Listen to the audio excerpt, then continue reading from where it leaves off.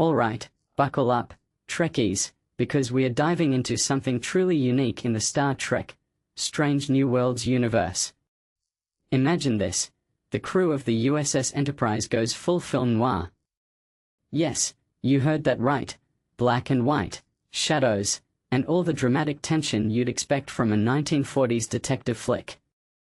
But here's the kicker, it's set in the 23rd century, with Klingon occupiers and a mistaken identity plot that throws Una right into the thick of it.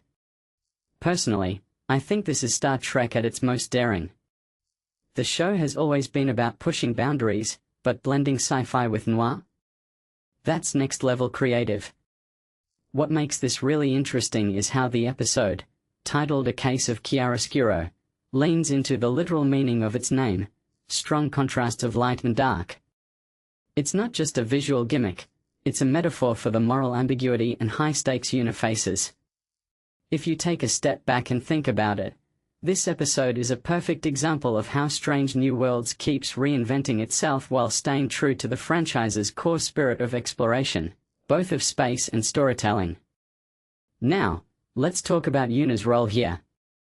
She's mistaken for a resistance leader, which is a classic noir trope, the wrong person in the wrong place at the wrong time. But what many people don't realize is how this setup allows the show to explore themes of identity and leadership in a way that feels fresh. Una's character has always been about duty and loyalty, but here, she's forced to navigate a situation where those values are tested in a completely different context. From my perspective, this is where Strange New Worlds shines. It takes familiar characters and puts them in scenarios that challenge their beliefs and ours. It's not just about the plot, it's about the questions it raises. What does it mean to lead when you're not even sure you're the right person for the job? And how do you fight an occupation when the lines between right and wrong are blurred? The visuals, though, let's not overlook those.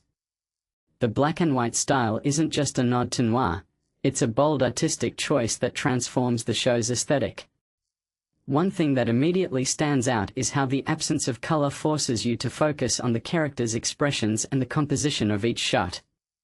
It's almost like watching a moving painting, and it adds this layer of intensity that color just can't replicate. A detail I find fascinating is how the lighting in these episodes often mirrors the characters' internal conflicts. Shadows aren't just shadows, they're visual metaphors for doubt, fear, and the unknown. What this really suggests is that Strange New Worlds isn't just experimenting with genre, it's using it to enhance the storytelling on every level. And let's not forget the broader implications here. Star Trek has always been about holding a mirror up to society, and this episode is no exception. The Klingon occupation isn't just a plot device, it's a commentary on resistance, oppression, and the human, or, in this case, Vulcan, human, and Klingon, spirit in the face of adversity. What makes this really interesting is how the show manages to tackle these heavy themes without losing its sense of adventure. It's a delicate balance, but Strange New Worlds pulls it off by grounding everything in its characters. You're not just watching a story about resistance, you're watching Una, Pike, and the rest of the crew grapple with what it means to fight for something bigger than themselves. In my opinion, that's what makes this episode, and the show as a whole, so compelling. So, as we head into A Case of Chiaroscuro, I'm left with one big question. How will this genre experiment shape the rest of the season? Will it be a one-off, or will we see more of these bold swings? Personally, I'm hoping for the latter.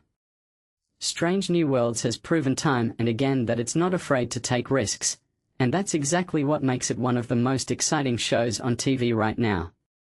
If you're a fan of Star Trek, film noir, or just great storytelling, this episode is a must-watch.